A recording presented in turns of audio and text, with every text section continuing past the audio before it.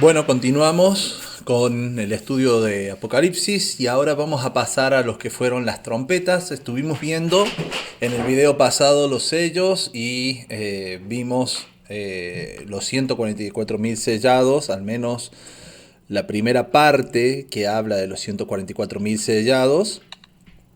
Y vimos también la multitud vestida de blanco, ¿no? Antes de hablar del séptimo sello, para ubicarla en el tiempo correcto, en el tiempo que la Biblia nos marca. Y ahora vamos a estar pasando a lo que sería las trompetas. Primer trompeta. Apocalipsis capítulo 8, versículo 7. El primer ángel tocó la trompeta y hubo granizo y fuego mezclados con sangre, que fueron lanzados sobre la tierra, y la tercera parte de los árboles se quemó, y se quemó toda hierba verde. Sencilla la descripción que nos da. Como decíamos, ¿no? Estos primeros 2 milenios no hay una tremenda cantidad de información, pero hay la suficiente como para poder, para saber y poder vincularlos a estos eventos, ¿no? Entonces, en la cuestión de sellos hablábamos, primero en lo que es iglesia, hablábamos de la congregación de los santos, que eso es a lo que se refiere iglesia, ¿no? Lo que son llamados fuera, es el mensaje, el llamado a reunirse a aquellos que tienen la misma fe, la congregación de los santos. Cuando hablábamos de sello, hablábamos de la autoridad, del mensaje mismo de Dios, el mensaje de autoridad de Dios, vinculado al gobierno, vinculado al reino. Y cuando hablamos de trompeta, las trompetas en la antigüedad y en la Biblia misma lo están siendo usadas para el anuncio. Se tocaba trompeta cuando el campamento se movía, cuando había, digamos, un movimiento de un lugar a otro. En el campamento se tocaban trompetas para reunir el campamento, para congregarlos, para que sean justamente, para que sean iglesia, por ejemplo, basándonos en el significado de los conceptos, ¿no? Iglesia es asamblea, ¿no? Congregación. Y para que se ocurra esa asamblea, esa iglesia, ¿no? Se tocaba trompeta. Ahí se reunía a todo el pueblo y se reunía como congregación, ¿no? También se tocaba trompetas para ir a la guerra, para dar anuncios, como por ejemplo que llegaba el rey, que se iba a casar a alguien, cualquier tipo de anuncios. También habían distintos toquidos de trompeta que iban a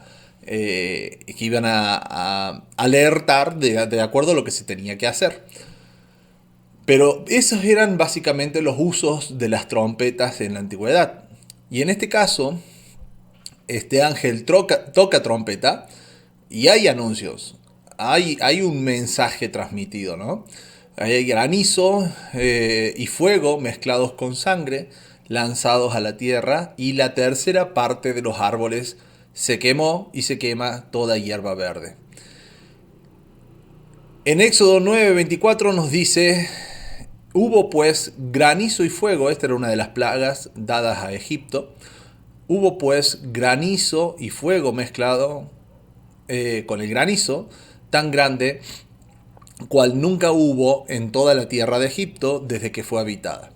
De acuerdo a la Septuaginta, el granizo es el equivalente hebreo a Eben, que significa piedra, o Barat. Estas son las dos posibilidades, que es más bien traducido como granizo. Puede ser en hebreo Eben o Barat.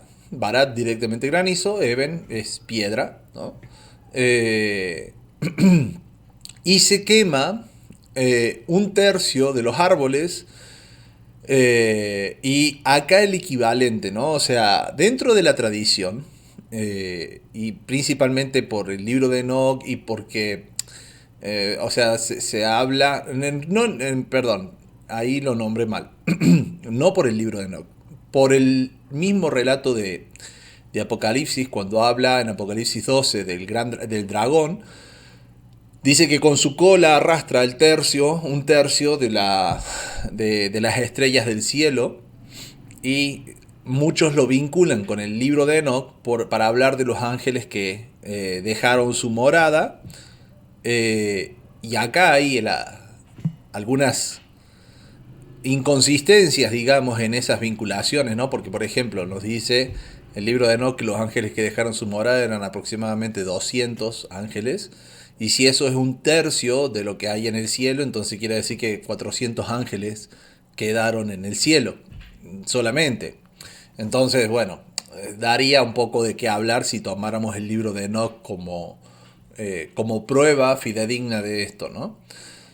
Ahora bien, como decíamos, el libro de Apocalipsis es 100% simbólico, y sí lo que nos habla de este tercio, porque vamos a notar que en las distintas trompetas, acá tenemos de nuevo un tercio, acá vamos a tener de nuevo un tercio. Entonces,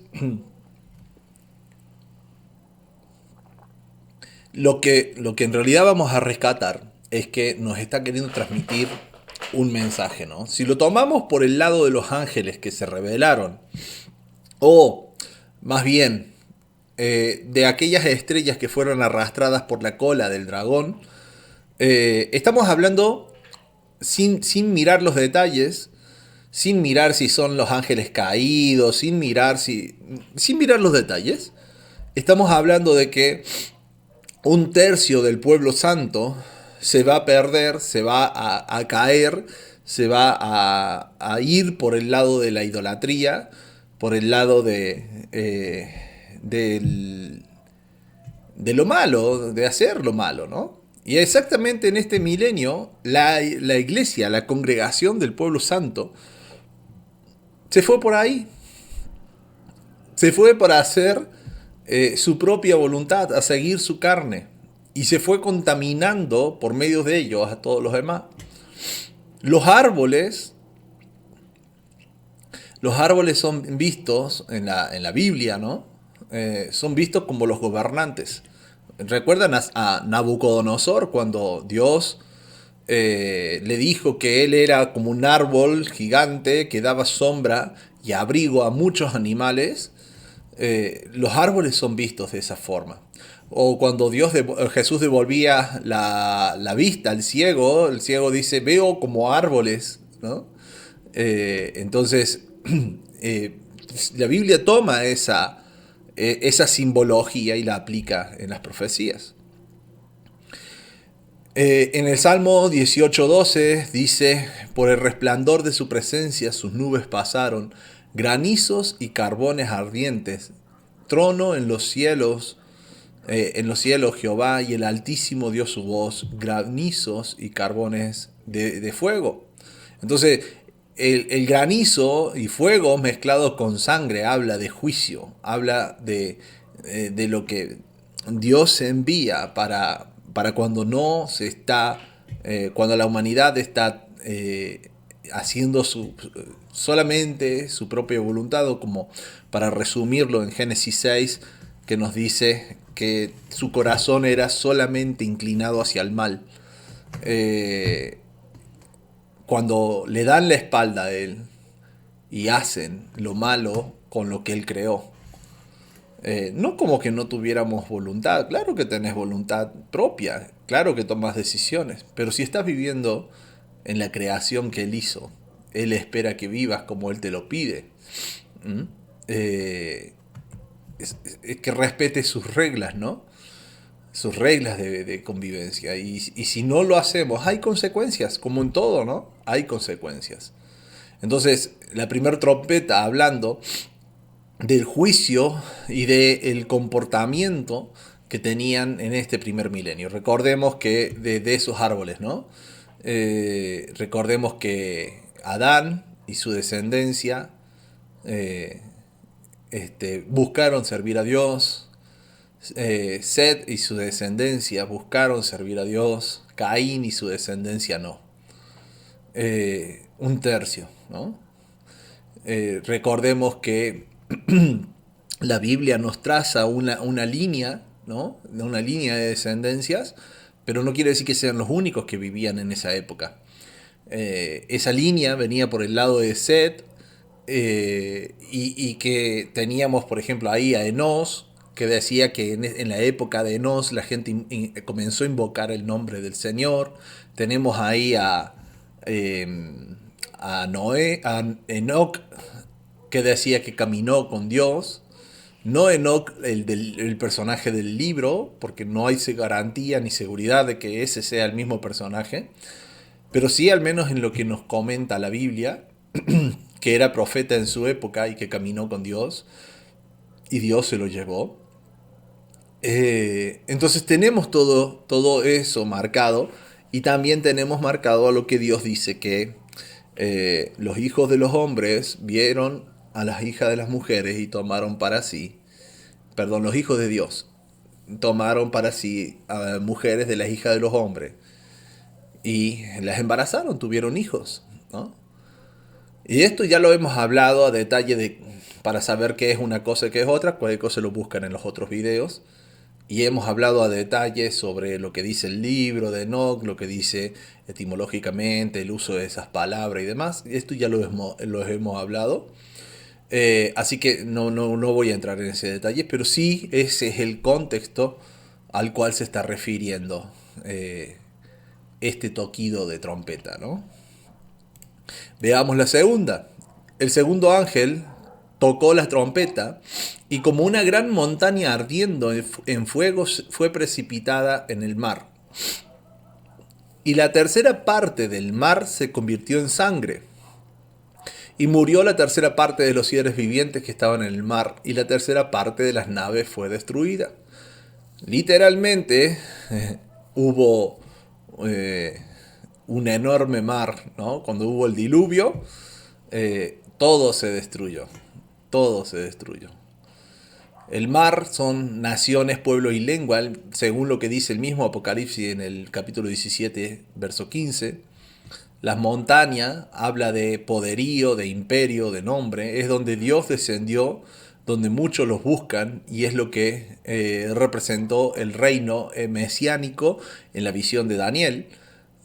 Cuando Daniel ve que estaba la estatua y que venía una piedra y rompía, dice que hizo polvo a la estatua, le golpeó en los pies y lo hizo polvo, y que de esa roca creció una gran montaña, y haciendo referencia al reino mesiánico de Cristo. Pero también habla o simboliza de lo que la humanidad buscó sin comprometerse con Dios, la Torre de Babel. Buscar su propio gobierno sin el compromiso de alabar y adorar al Señor.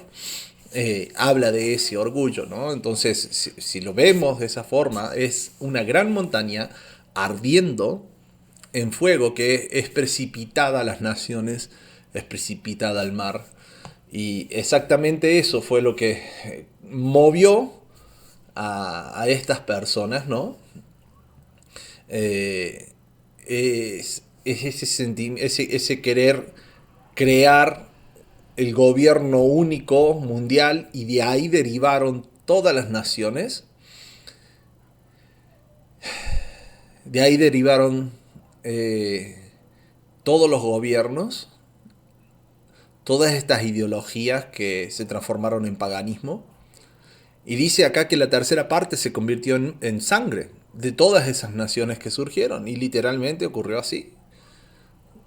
Su ideología, la ideología de cada uno de ellos, los llevó a guerras incansables en busca de siempre el mismo objetivo, tratar de unificarlos a todos en un mismo gobierno,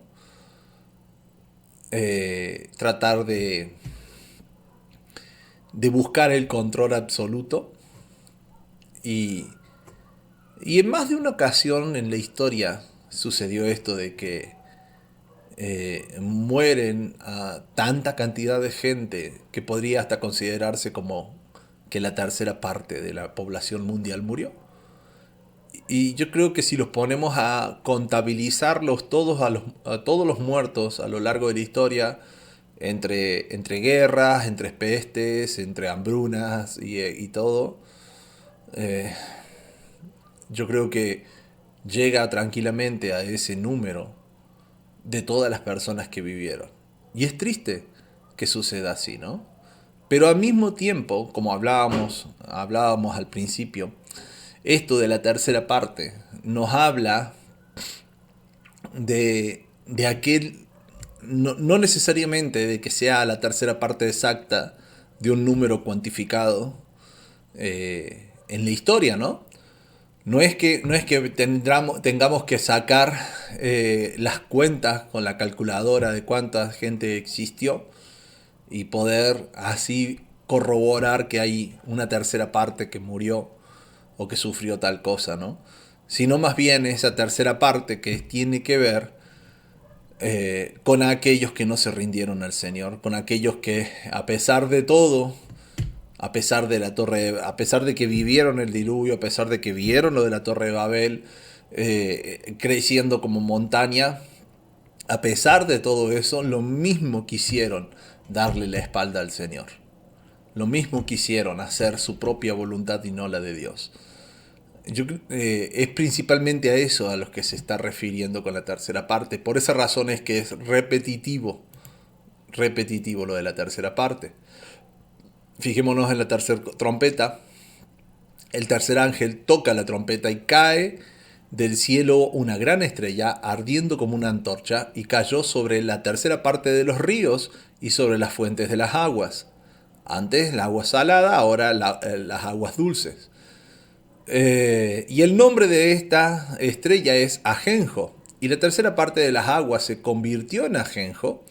Y muchos hombres murieron a causa de esas aguas porque se hicieron amargas. Esta es la época de el llamado de Abraham, la creación del Estado o de la nación de Israel. Y culmina después del periodo de jueces con el levantamiento en el reinado de Salomón, el levantamiento del templo. Ahí culminaría este periodo de tiempo. Entonces aquí cae esa estrella que se llama Ajenjo. La palabra usada para Ajenjo es de derivación incierta y se presume que es polilla como un tipo de amargura, figurativamente calamidad, y a esta se la ha traducido como ajenjo. Entonces, esta dice que la tercera parte de las aguas dulces se convierten en ajenjo. Fíjense que es el sentido inverso de lo que sucede en el desierto. En el desierto, el pueblo, justamente en este milenio, el pueblo del Señor, está en el desierto y encuentran aguas que son amargas y por medio de un palo, de una rama, se convierten en aguas dulces. Y acá el Apocalipsis nos está narrando que para la tercera parte, de las aguas eran dulces y se convirtieron en amargas. ¿Por qué? Porque en los otros 2 milenios las naciones rechazaron a Dios y crearon un Dios a su medida. Y Dios acá crea una nación y les muestra que estaban equivocados. Y el dulzor de haberse creado y de haberse independizado les duró poco. Sus aguas, su dulzura, se convirtió en amargo. Y esa estrella que cae del cielo es el ángel del pacto. Cuando Dios hace un pacto y muestra a las naciones su gloria por medio de Israel, muestra a las naciones su ley, como dice en Deuteronomio, ¿no? Cuando dice, las naciones te verán y dirán, qué nación más sabia, que tiene dioses tan cercanos, ¿no?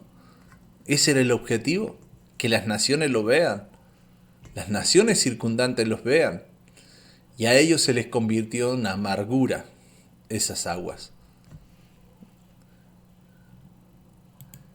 La cuarta trompeta nos dice, el cuarto ángel tocó la trompeta y fue herida la tercera parte del sol y la tercera parte de la luna y la tercera parte de las estrellas, para que se oscureciese la tercera parte de ellos y no hubiese luz en la tercera parte del día y asimismo de la noche. Y miré y oí a un ángel volar en medio del cielo diciendo a gran voz, ay, ay, ay de los que moran en la tierra, a causa de los otros toques de trompeta que están para sonar los tres ángeles. Y fíjense que acá nos habla del sol, la luna y las estrellas. Y exactamente para este milenio habíamos estado hablando, sobre todo cuando estudiamos los 7 milenios, habíamos estado viendo que el que corresponde a este milenio es la creación del sol, la luna y las estrellas, y que simbolizan el sol de justicia, Malaquías, que es el Mesías, la luna simboliza a Israel y las estrellas simbolizan las tribus de Israel. Y acá tenemos, por ejemplo, un mensaje sobre toda esa simbología unida, ¿no? Apocalipsis 12:1 dice, apareció en el cielo una gran señal, una mujer vestida del sol, con la luna debajo de sus pies y sobre su cabeza una corona de 12 estrellas. Una clara simbología de Israel que estaba vestida del sol, vestida del Mesías. Es la luna, ¿no? Es la representación de la luna, ¿no? O la luna más bien la representación de Israel. Y tenía una corona de 12 estrellas, como Israel, su corona son las 12 tribus, ¿no? Y en Apocalipsis 12 mismo, pero en el verso 3 dice, también apareció otra señal en el cielo y aquí un gran dragón escarlata que tenía 7 cabezas y 10 cuernos y en sus cabezas 7 diademas, una clara referencia a Roma. Y su cola arrastraba la tercera parte de las estrellas del cielo, una clara referencia a la persecución y la matanza de los santos. Y las arrojó sobre la tierra, y el dragón se paró frente a la mujer que estaba para dar a luz, a fin de devorar a su hijo tan pronto como naciese. Entonces, tal cual también pasó con Roma. Quisieron matar al Mesías apenas diera luz y no pudieron. Dios lo libró, y después cuando lo mataron, ya grande, en realidad cumplieron el propósito que él venía a hacer. Y ahí al resucitar es cuando sigue el relato que el niño fue llevado al cielo y la mujer después fue escondida. Ya vamos a llegar a Apocalipsis 12, pero básicamente es eso. No se está refiriendo con el dragón a muchas otras cosas. Se está refiriendo al poder que opera, en este caso, por Roma, que tenía esas 7 cabezas, que son las colinas, y después los 10 cuernos, que son cuando Roma cae, se divide en 10 imperios, ¿no? Entonces, fíjense, si nosotros tomamos esto, acá es donde está la tercera parte de la cual se atribuye a Satanás y bla, bla, bla, y todo, se crea toda esa teología de que Satanás se llevó una tercera parte de los ángeles que están en el cielo. La Biblia no lo dice literalmente así, solamente se saca de acá, de esta parte, ¿no? Porque dice la tercera parte es las estrellas de las estrellas del cielo.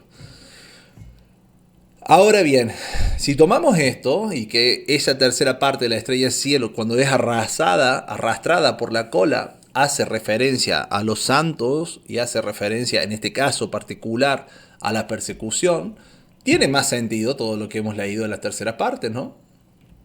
Donde en la primera trompeta teníamos la tercera parte de los árboles, eran de los gobernantes, fueron quemados. ¿Por qué? Por el pecado mismo, por la rebeldía Acá la tercera parte de los seres vivientes en el mar.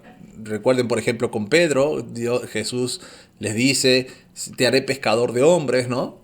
Entonces, la tercera parte de esos seres vivientes en el mar, y las naves fueron destruidas. Las naves son sus teologías, sus ideas, todo lo que ellos construyen, ¿no?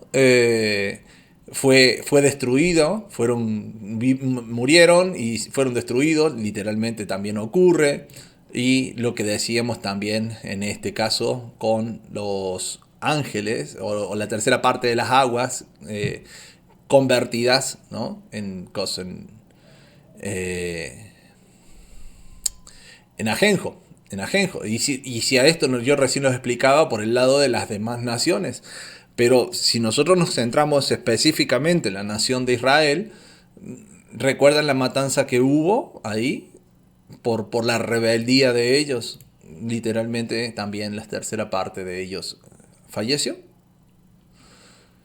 Bien, y acá en la cuarta trompeta, que era lo que leíamos de la tercera parte, ¿no?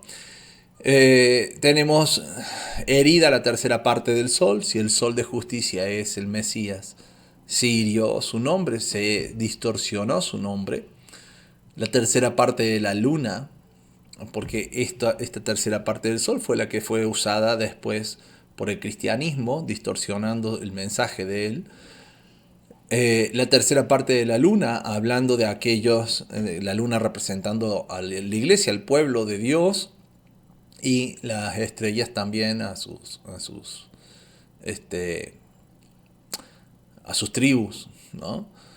Y estos sufrieron oscuridad porque se negó la Torá, se negó mucha enseñanza, se prohibió la lectura de la Biblia, se prohibió, se mezcló la enseñanza en este milenio con gnosticismo, con enseñanzas persas, babilónicas, por medio, obviamente primero entraron en el judaísmo y después pasan al cristianismo, pero se hace una tergiversación muy grande, y cuando el mensaje de Dios, la Torá, la palabra de Dios, que es lámpara a nuestros pies, que es la que ilumina la tierra, que es la que ilumina a las personas. Recuerden que la luna no tiene luz propia, la luna refleja la luz del sol, y si el sol, que es la Torá viviente, no le permiten reflejar toda su luz, entonces se oscurece la tercera parte de ellos.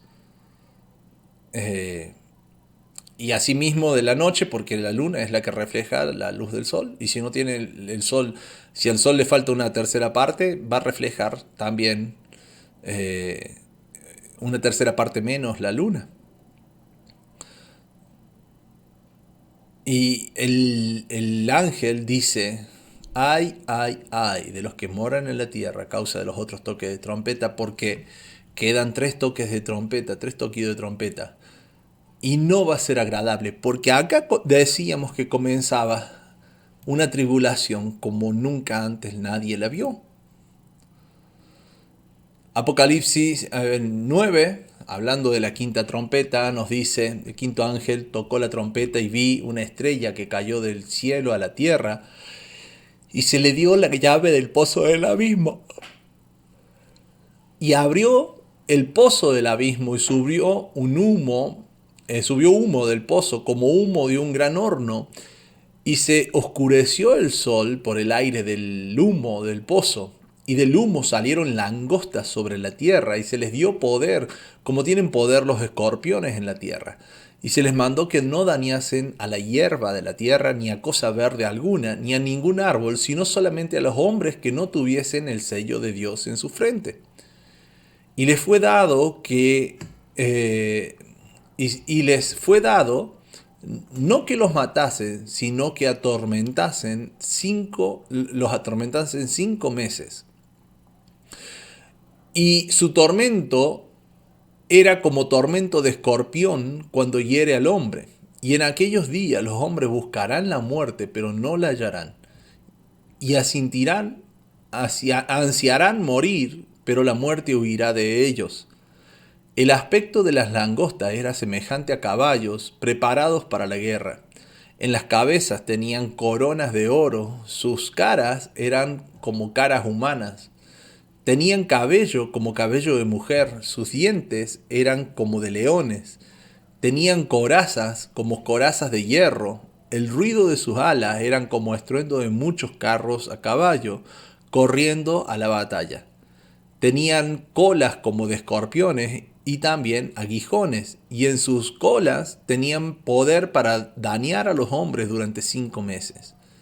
Y tienen por rey sobre ello al ángel del abismo, cuyo nombre en hebreo es Abadón y en griego Apolión. Este es el primer ay, y he aquí vienen aún 2 ayes después de esto. Bien, entonces este quinto ángel toca la trompeta y ve una estrella que cae del cielo a la tierra y que se le da la llave del pozo del abismo, ¿no? A ver, ¿en qué contexto está citándose esto? En el quinto milenio estamos hablando de toda la era apostólica, todo lo que hacen los apóstoles, que narra el libro de los Hechos, posteriormente los patriarcas de la iglesia, es la creación de la iglesia, la persecución y matanza de los cristianos, como también el surgimiento del Islam y todo lo que conlleva a este surgimiento. Fue una era de muchísima matanza, de ejércitos enormes, inmensos, y de muchísima corrupción del clero también, ¿no? O sea, surgieron todas las teologías que formaron eh, herejías frente al texto bíblico, que formaron distorsiones del texto bíblico, y todo esto surge en este periodo de tiempo. Una iglesia que se aleja cada vez más de la verdad, que persigue a aquellos que quieren permanecer en la verdad, persigue y mata a todos ellos, y que promovió al Islam en sus inicios y trabajaron casi de forma mancomunada, no digo con todo el cristianismo, pero sí con gran parte.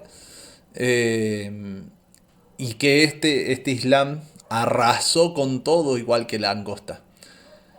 Entonces la llave del pozo del abismo se le da a los que son los previos, ¿no? A la formación de esta iglesia, que son Roma, y adoradores del dios Apolo, al cual se lo representaba con langosta. A Apolo mismo, ¿no? Era representado con una langosta. Se oscurece el sol, hablando de la corrupción del mensaje del Mesías. Y el aire, por el humo del pozo, el aire representa el ruaj, el aire, ¿no? En hebreo es ruaj, que se traduce también como espíritu. Eso es la oscuridad que se hace posterior a la época de los apóstoles. Del humo salen langostas sobre la tierra y se les da el poder, como tienen poder los escorpiones, para dañar, ¿no? Y se les mandó que no dañasen a la hierba de la tierra, ni a cosa verde alguna, ni a ningún árbol, sino solamente los hombres que no tuviesen el sello de Dios en su frente. Entonces, acá hay dos posibles interpretaciones que suelen usarse. Si la tomamos de forma profética, la hierba de la tierra hace referencia a la gente, a la humanidad, y dice ni a ningún árbol, ¿no? Haciendo referencia a los que dan frutos, y hay quienes lo toman a todo esto como una referencia al pueblo santo de Dios, por la aclaración que hace posteriormente, ¿no? Sino que vaya solamente contra los hombres que no tuviesen el sello de Dios en su frente. Y ustedes dirán, bueno, pero los musulmanes eh, y el Imperio Romano sí fueron contra el pueblo de Dios, ¿no? Y sí, pero no hicieron gran cosa. En realidad, los musulmanes iban contra los dirigentes corruptos del pueblo de Dios, no contra los que tenían el sello realmente.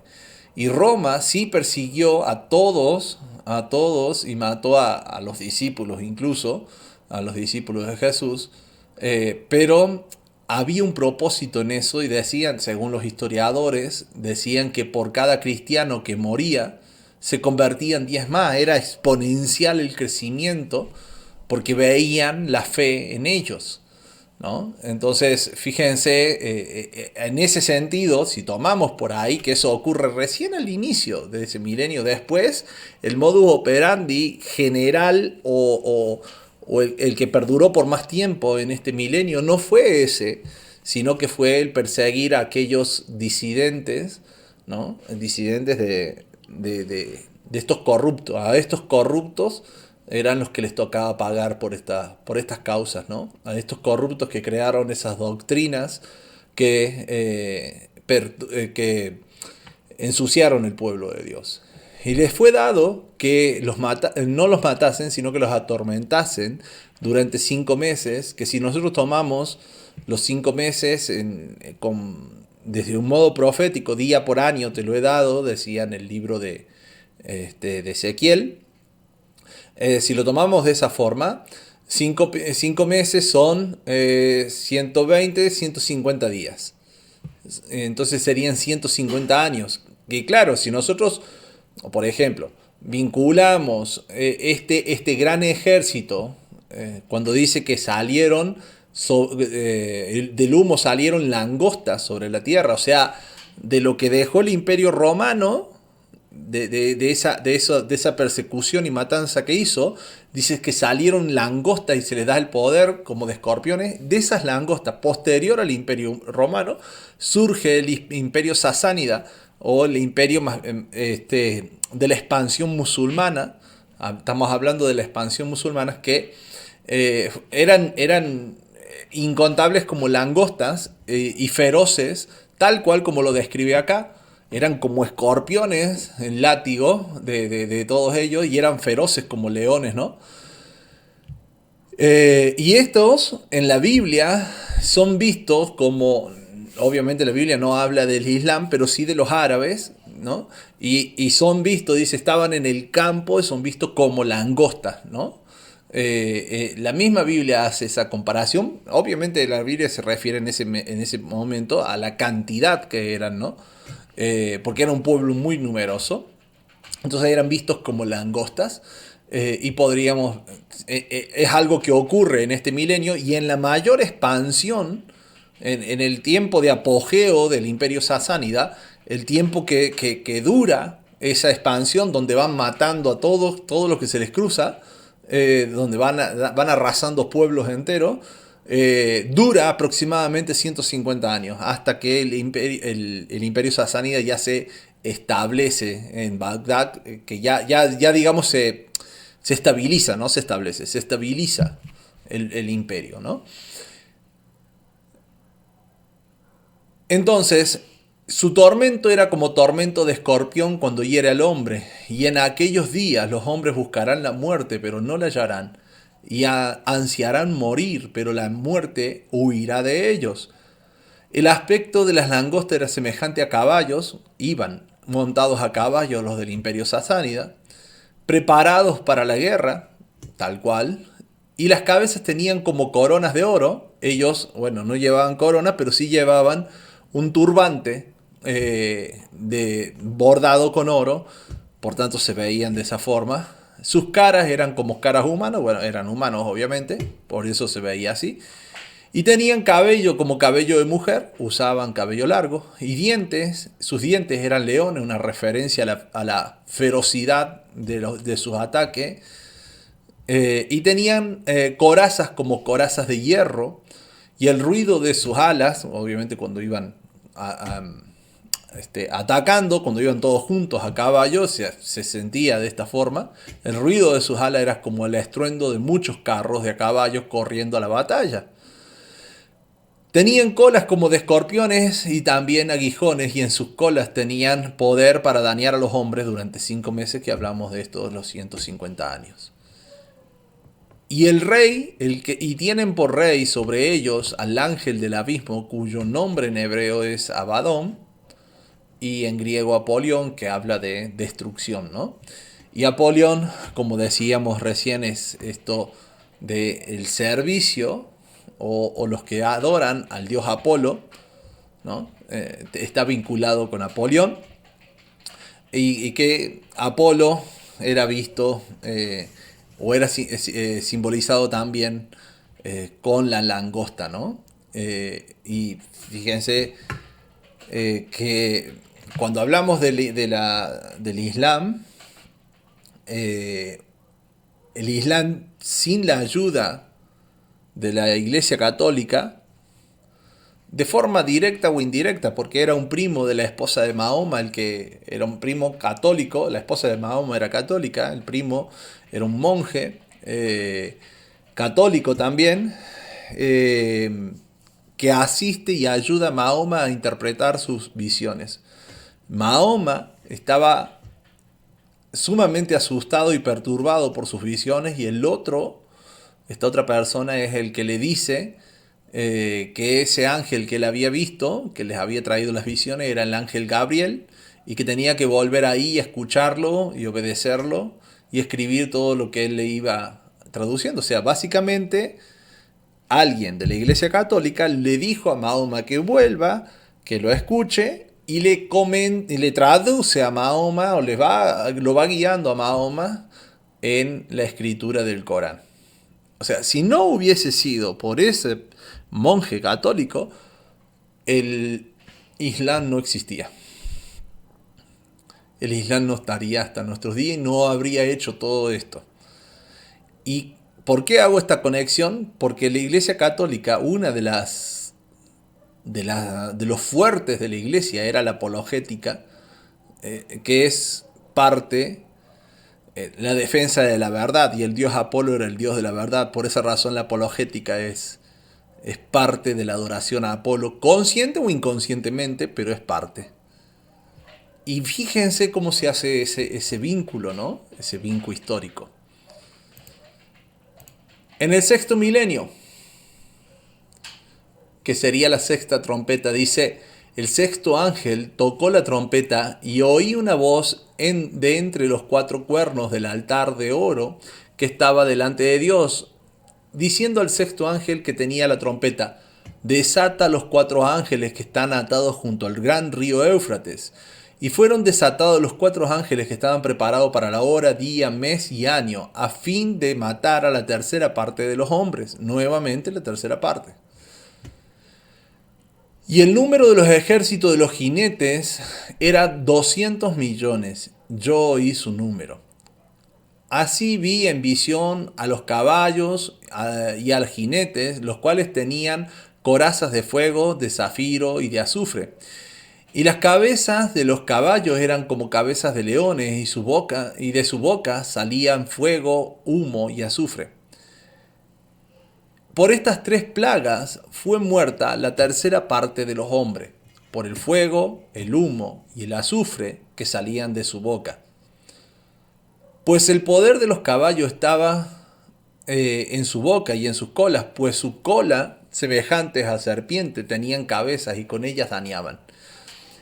Y los otros hombres que no fueron muertos con esta plaga, ni aun así se arrepintieron de las obras de sus manos, ni dejaron de adorar a los demonios y a las imágenes de oro, de plata, de bronce, de piedra y de madera, las cuales no pueden ver, ni oír, ni andar.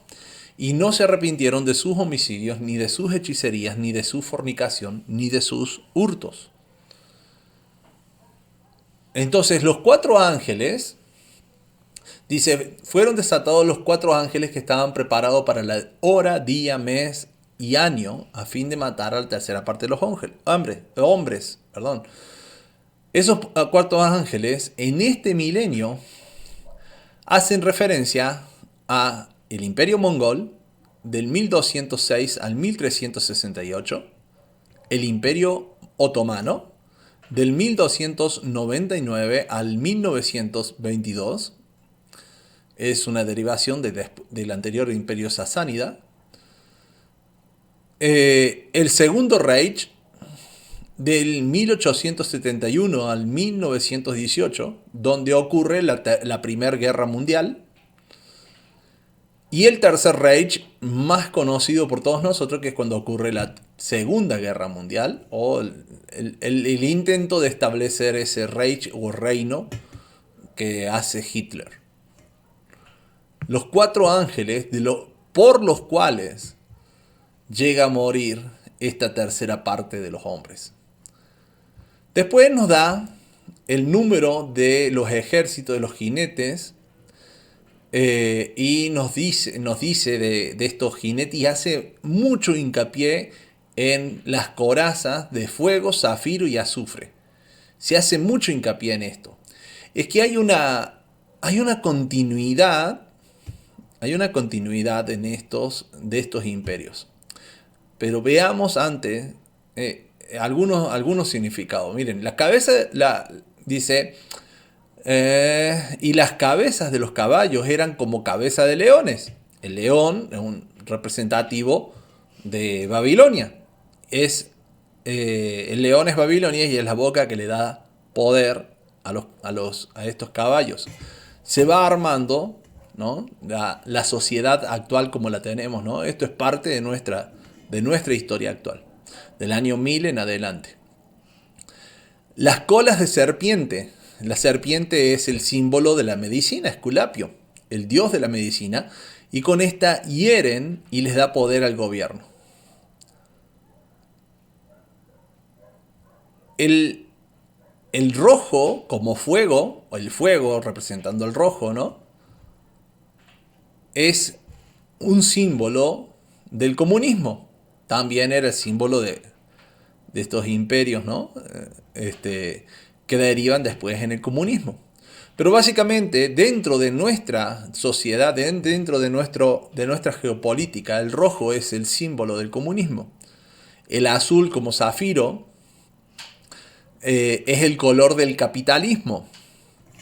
Y el amarillo, que representa el azufre, representa el amarillo, es el símbolo del socialismo. Después de la Tercera Guerra Mundial, una vez pasado todos estos imperios, o digamos después entre la Primera y la Tercera Guerra Mundial, cuando estaban todo esto, para ser más exacto, vamos a tener lo que es la Guerra Fría, que es la lucha entre comunismo y capitalismo para después llevarnos a una síntesis que es el socialismo.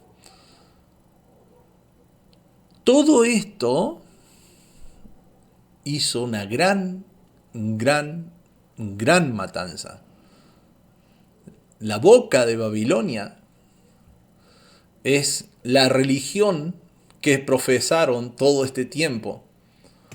Una religión que a las escondidas era diabólica, era de rituales, de asesinatos, de secuestros de niños, de rituales satánicos y cosas por el estilo. Y esa misma religión, pero expresada al pueblo, era una religión que parecía cristiana, pero que rechazaba los fundamentos básicos de los que vino a defender Jesús. Por ejemplo, la ley de Dios, cuando Jesús dijo, nada de esto va a pasar. El cristianismo que surgió después y que forma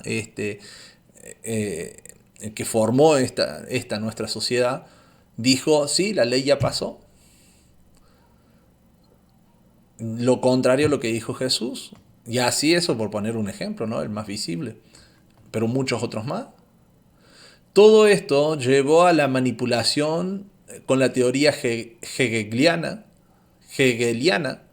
llevando al ateísmo y adoración al sistema y a la ciencia. Si quisiéramos ser minuciosos en explicar todo esto, nos llevaría mucho tiempo y ya hablamos bastante del tema y vamos a seguir hablando y vamos a seguir mostrando cómo es que se ha manipulado los imperios, la escolarización, cómo es que se ha manipulado la sociedad en cada aspecto para que piense y actúe como ellos quieren. Ya lo vamos a seguir hablando, pero básicamente esto es lo que se está anunciando con esta trompeta, ¿no? Y esto ocurre en la sexta trompeta, que corresponde al sexto milenio, que es justo donde surge todo este contexto histórico. Y la séptima trompeta, que corresponde al milenio, nos dice: el séptimo ángel tocó su trompeta y en el cielo se oyeron fuertes voces que decían: nuestro Dios y su Mesías ya gobiernan sobre todo el mundo y reinarán para siempre. Y los 24 ancianos que están sentados en sus tronos delante de Dios se inclinaron eh, hasta tocar el suelo con la frente y adoraron a Dios diciendo: el Señor Dios Todopoderoso, tú vives y siempre has vivido. Gracias porque nos has mostrado tu gran poder y porque has comenzado a reinar sobre todo el mundo. Los pueblos que no creen en ti están enojados, pero ha llegado el día que los castigarás con todo tu enojo. Ese día juzgarás a todos los que han muerto y premiarás a los profetas, tus servidores, premiarás a todo tu pueblo. También a los que te respetan, no importa si son poderosos o humildes, tú los premiarás. Entonces se abrieron las puertas del templo de Dios, que está en el cielo, y dentro del templo podía verse el cofre de su pacto. Y hubo relámpagos y un resonar de truenos y un fuerte temblor en la tierra y una gran lluvia de granizo. Conectando esto con los que ya habíamos visto, ¿no? Y fíjense que nosotros cuando nos vemos el séptimo ángel, ¿no? Se oyen las fuertes voces, dicen: nuestro Dios o Mesías ya gobiernan en todo el mundo y reinarán para siempre. Una clara referencia de que esto ocurre en el milenio. Pero así como habíamos visto que el sello, en el séptimo sello, ¿no? Y entre el séptimo y el sexto sello ocurrían lo de los 144.000 y la multitud de las naciones, también entre la sexta trompeta y la séptima hay un mensaje a analizar que está en el capítulo 10 y es el ángel y el librito. Y nos dice: vi descender del cielo a otro ángel fuerte, envuelto en una nube, con el arco iris sobre su cabeza.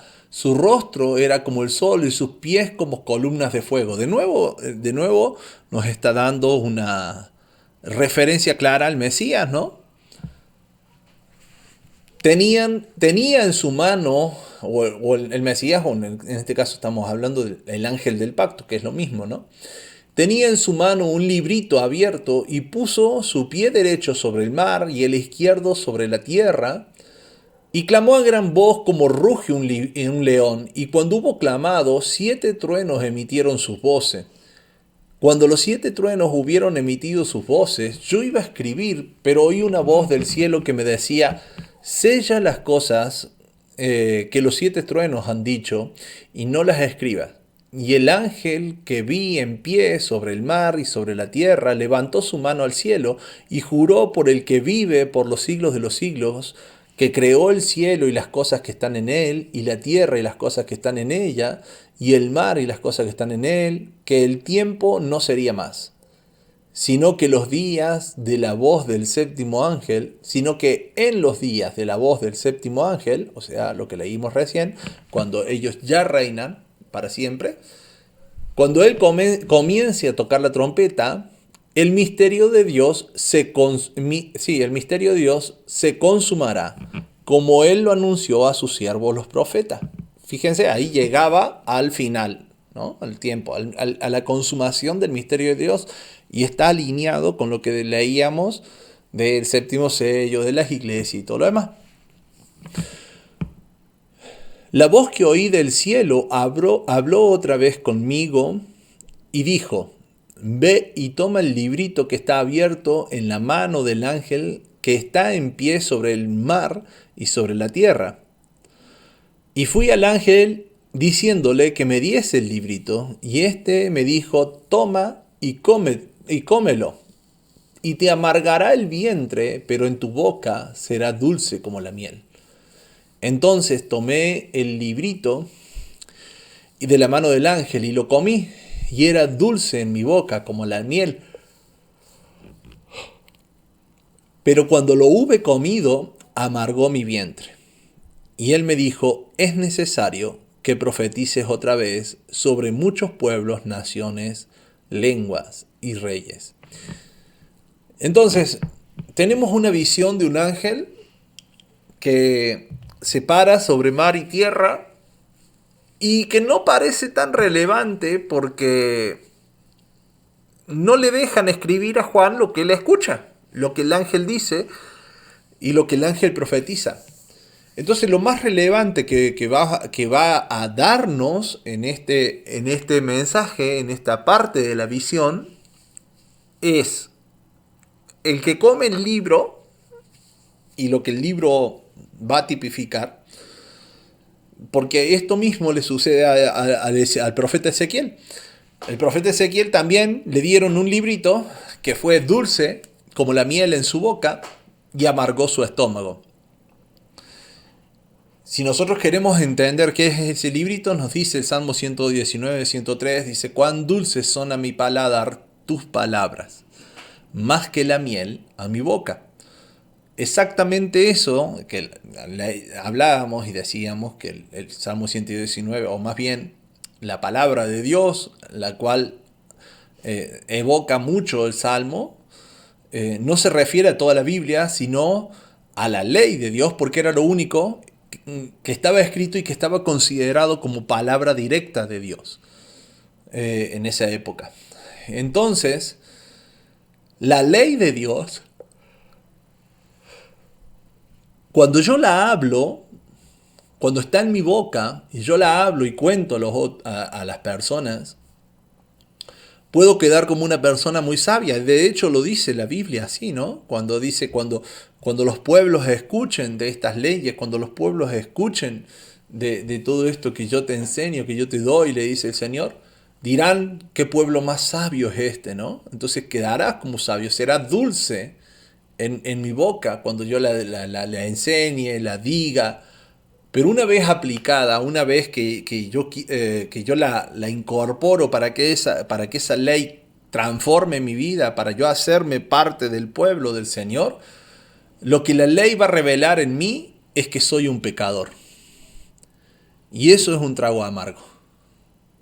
Literalmente, la ley nos hace vivir un trago amargo, amarga nuestro estómago porque nos hace ver y entender que somos pecadores.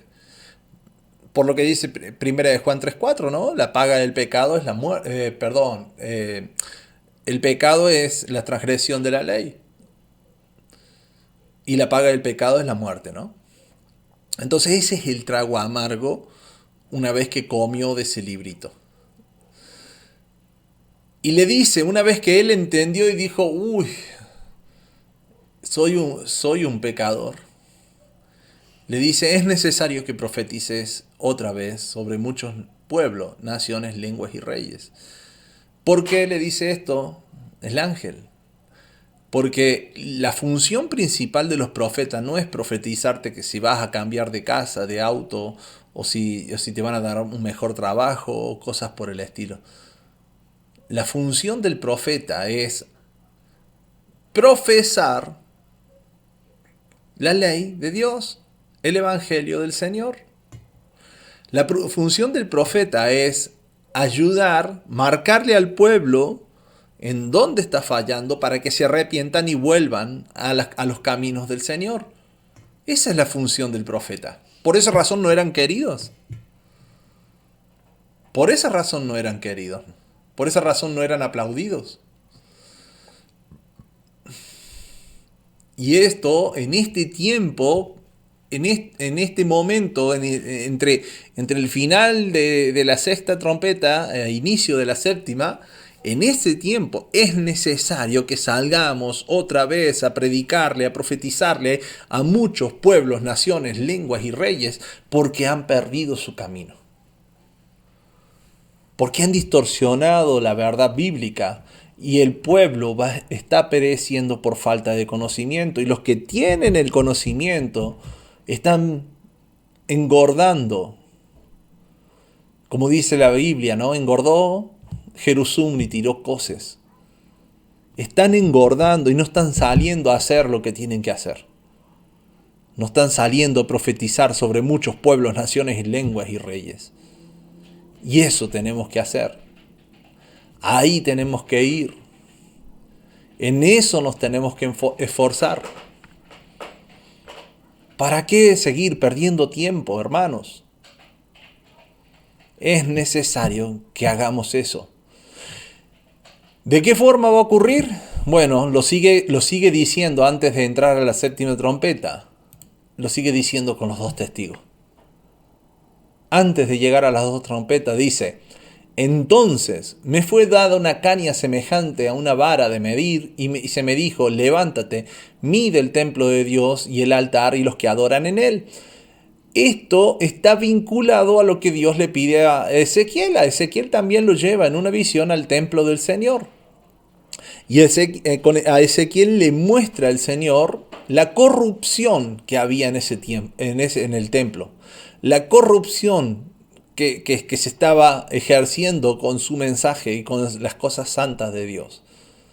Y acá, para este tiempo, para nuestro tiempo, Dios le dice a Juan: levántate, ve y mide, o sea, contabiliza el templo. Y todos sabemos, porque el mismo Pablo nos va diciendo: nosotros somos piedras vivas del templo, no hecho de manos. Entonces, ¿qué templo va a contabilizar Juan, si no es acaso nuestras vidas? Dice: el patio que está afuera del templo, déjalo aparte, no lo midas, porque ha sido entregado a los gentiles y ellos lo pisotearán la ciudad santa 42 meses. Y daré a mis dos testigos que profeticen por 1260 días, que es lo mismo que 42 meses, por 1260 días, vestidos de cilicio. Estos testigos son los dos olivos, los dos candeleros que están en pie delante del Dios de la tierra. Si alguno quiere dañarnos, sale fuego de la boca de ellos y devora a sus enemigos. Y si alguno quiere hacerles daño, debe morir él de la misma manera. Estos tienen poder para cerrar el cielo a fin de que no llueva en los días de su profecía, y tienen poder sobre las aguas para convertirlas en sangre, para herir la tierra con toda plaga, cuantas veces quieran. Cuando han acabado su testimonio, la bestia que sube del abismo hará guerra contra ellos y los vencerá y los matará. Sus cadáveres estarán en la plaza de la gran ciudad, que en sentido espiritual se le llama Sodoma y Egipto, donde también nuestro Señor fue crucificado. Y los de los pueblos, tribus y lenguas, naciones, verán sus cadáveres por 3 días y medio y no permitirán que sean sepultados. Y los moradores de la tierra se regocijarán sobre ellos y se alegrarán y se enviarán regalos unos a otros, porque estos dos profetas habían atormentado a los moradores de la tierra. Pero después de 3 días y medio entró en ellos el espíritu de vida enviado por Dios, y se levantaron sobre sus pies, y cayó un gran temor sobre los que los vieron. Y oyeron una gran voz del cielo que les decía: subid acá. Y subieron al cielo en una nube, y sus enemigos los vieron. En aquella hora hubo un gran terremoto, y la 10ª parte de la ciudad se derrumbó, y por el terremoto murieron en número de 7,000 hombres. Y los demás se aterrorizaron y dieron gloria al Dios del cielo. Y el segundo ay pasó, y aquí el tercer ay viene pronto. Entonces la mayoría de las personas suelen interpretar estos dos testigos y buscan quiénes podrían haber sido estos dos testigos. Algunos proponen Elías y Moisés, pero la Biblia nos da una referencia bastante clara en Zacarías 4, Deuteronomio 17:6. Nos habla Zacarías de dos candeleros y dos menorás y dos árbol de olivo, y nos dice que estas son las lámparas, ¿no?, que iluminan la tierra, y de estos, digamos, son los dos testigos, ¿no? Que hacen referencia a las dos casas de Israel. Esos dos olivos, ¿vieron lo que dice acá? Mis dos testigos son los dos olivos y los dos candeleros. Zacarías 4 nos habla de los dos olivos, los dos candeleros, y ahí mismo nos dice que son las dos casas de Israel. Casa de Judá, casa de Israel, ¿no? La casa de Judá, que son básicamente los judíos, y la casa de Israel, que son las tribus perdidas desparramadas por todo el mundo.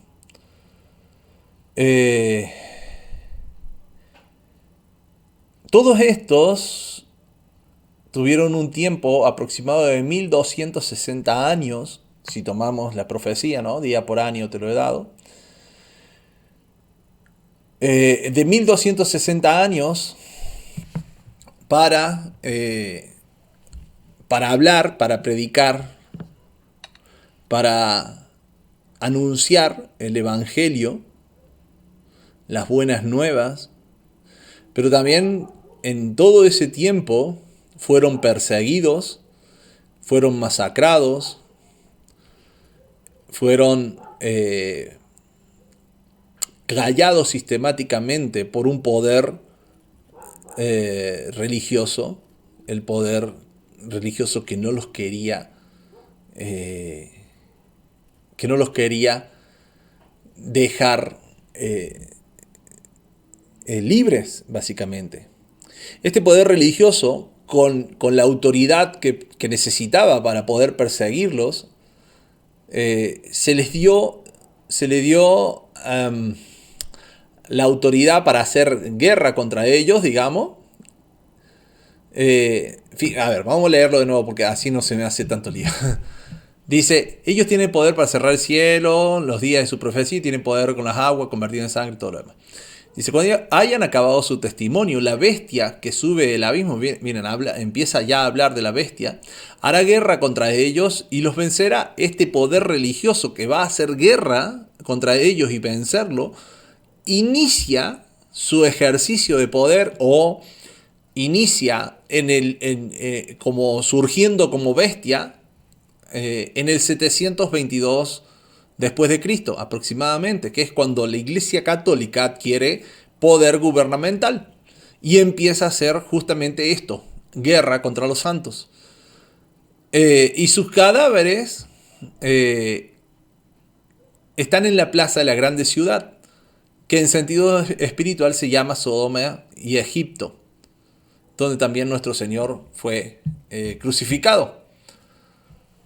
Y exactamente la Iglesia Católica pudo ejercer esa autoridad durante 1260 años. Y ahí es cuando se conecta con las bestias que después vamos a estar viendo. Estos dos testigos representan a la ley y a los profetas. Curiosamente, la ley, bueno, hablando de Moisés, ¿no?, es lo que está vinculando a estos dos testigos.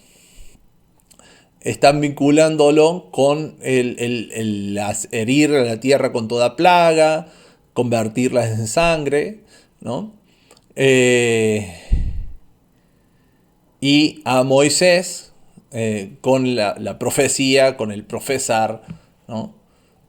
A Elías con la profecía. Y Elías era un extranjero. Elías el Tishbita, ¿no?, es de la tierra de los moradores. Cuando nosotros vemos en las palabras originales que utiliza, él era un extranjero, así como nosotros, la casa de Israel se hizo un extranjero, se hizo un gentil, y va a ser reinjertado, ¿no? Cierra en todos los aspectos el vínculo con la profecía y el simbolismo de estos dos testigos, ¿no? Entonces estos dos testigos son las dos casas de Israel que estuvieron predicando todo este tiempo.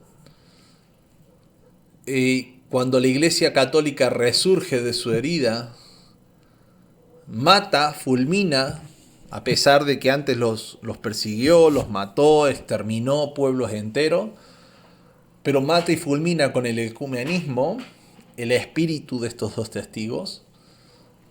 Y hoy en día está construyendo la religión abrahámica en el mismo Jerusalén, donde básicamente ahí se ven los cuerpos tendidos de estos dos testigos rendidos ante el ecumenismo, ¿no? Y el mensaje que resuena es lo que el ángel le dice una vez que come el librito, una vez que todos nosotros estamos ingiriendo la ley hoy en día. El mensaje que resuena y con el cual quiero cerrar este video es necesario que profetices otra vez sobre muchos pueblos, naciones, lenguas y reyes. Hoy, en este momento, antes de que suene la séptima trompeta, Dios nos está haciendo este llamado. Es necesario que profetices otra vez sobre muchos pueblos, naciones, lenguas y reyes. Si estás entendiendo que sos parte de la casa de Israel, que sos llamado a cumplir con la ley, aunque amargue tu vientre, que sos uno de los dos testigos, que sos un olivo y que la menorá nos representa para llevar luz a las naciones. Si estás entendiendo este mensaje, Dios te hace este llamado. Es necesario que profetices otra vez sobre muchos pueblos, naciones, lenguas y reyes. No nos quedemos callados. No nos quedemos discutiendo por nombres, discutiendo por un idioma que no es ni siquiera el nuestro hoy en día. Algún día el Señor nos hará hablar la lengua que Él quiera. Un día el Señor se revelará si son uno, dos o tres. Se revelará con su nombre verdadero y la pronunciación correcta. Algún día Dios promete en su palabra que llegará el día en que lo conoceremos de esa forma. Pero por ahora, como dice Pablo, no perdamos el tiempo en genealogías y en cosas vanas, sino que nos enfoquemos en lo que el Señor nos pidió, en lo que Él nos pidió hacer. Llevar de su evangelio, amarnos los unos a los otros, vivir con un amor fraternal y fidelidad al pacto, y llevar a todos a que conozcan la verdad. Es necesario que en este tiempo nos esforcemos y pongamos al Señor en primer lugar, para que después, cuando se toque la séptima trompeta, se pueda decir que escuchamos las fuertes voces en el cielo y que decían: nuestro Dios y su Mesías ya gobiernan sobre todo el mundo y reinarán para siempre. Y, oh casualidad, nosotros seremos una nación de reyes y sacerdotes. Y los 24 ancianos que están sentados en su trono delante de Dios se inclinaron, aquellos que representan las 12 tribus de Israel, las dos casas de Israel, se inclinaron hasta tocar el suelo con la frente y adoraron a Dios diciendo: Dios, Señor Dios Todopoderoso, tú vives y siempre has vivido. Gracias porque has mostrado tu gran poder y porque has comenzado a reinar sobre el mundo. Fíjense si este mensaje no es tan actual, ¿no? Los pueblos que no creen en ti están enojados, pero ha llegado el día en que los castigarás con todo tu enojo. Ese día juzgarás a todos los que han muerto, premiarás a los profetas, tus servidores, premiarás a todo tu pueblo y también a los que te respetan. No importa si son poderosos o humildes, tú los premiarás. Qué hermoso y tremendo mensaje el que nos dan estos 24 ancianos. Pero para llegar a eso, para llegar a que ellos digan todo eso y a que ellos reinen sobre todo, es necesario que profetices otra vez sobre muchos pueblos, naciones, lenguas y reyes. Que Dios te bendiga, mi hermano, y que podamos meditar en esto que hemos hablado.